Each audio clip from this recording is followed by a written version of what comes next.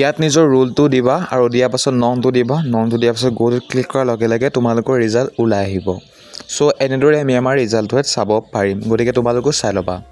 পোনপ্ৰথমতে তোমালোকে নিজৰ মোবাইলত থকা যিকোনো এটা ব্ৰাউজাৰ নাইবা ক্ৰ'ম ব্ৰাউজাৰত গৈ পিনি চাৰ্চ কৰিবা এক্সাম চৰকাৰী ৰিজাল্ট ইনফো বুলি। যিদৰে মই চাৰ্চ কৰিম ঠিক তেনেদৰে তোমালোকেও চাৰ্চ কৰি ল'বা এক্সাম চৰকাৰী ৰিজাল্ট ইনফো আছাম বুলি। চাৰ্চ কৰাৰ পাছতে তোমালোকে যিটো প্ৰথমতে ৱেবছাইট দেখিবৰ কাৰণে পাইছা সেই ৱেবছাইটটোত এবাৰ চুই দিবা। চুই দিয়াৰ লগে লগে তোমালোকে ইয়াত বিভিন্ন ধৰণৰ আৰ্টিকল দেখিবৰ কাৰণে পাবা, যিখিনি ইম্পৰ্টেণ্ট নহয়। যিহেতু আমি অসমৰ ৰিজাল্ট চাম, সেয়েহে আমি Assam board HS 12th class result 2026ত ক্লিক কৰিম। গতিকে তোমালোকো তাত ক্লিক কৰিবা। ক্লিক কৰাৰ লগে লগে তোমালোকে ইয়াত দেখিবৰ কাৰণে পাইছা নিশ্চয় ডাইৰেক্ট ইম্পৰ্টেণ্ট লিংক বুলি, আৰু তাৰ তলতে লিখা হৈছে লিংক 1 আৰু লিংক 2।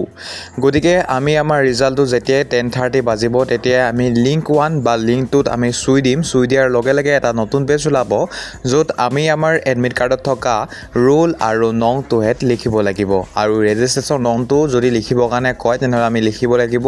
আৰু লিখাৰ পাছতে তাতে যিটো গ' অপশ্যন আমি দেখিম, তাতে গ' অপশ্যনটো ক্লিক কৰাৰ লগে লগে আমাৰ মাৰ্কশ্বিটটোহেঁত ওলাই আহিব আৰু আমি গম পাম যে আমি কি ডিভিজনত পাছ কৰিলোঁ। গতিকে তোমালোকেও নিজৰ ৰিজাল্টটো এনেদৰে চেক কৰিব পাৰিবা। গতিকে 10:30ত তোমালোকে এই ৱেবছাইটটোৰ জৰিয়তে নিজৰ ৰিজাল্ট চেক কৰি ল'বা। ভিডিঅ'টো চোৱাৰ কাৰণে ধন্যবাদ।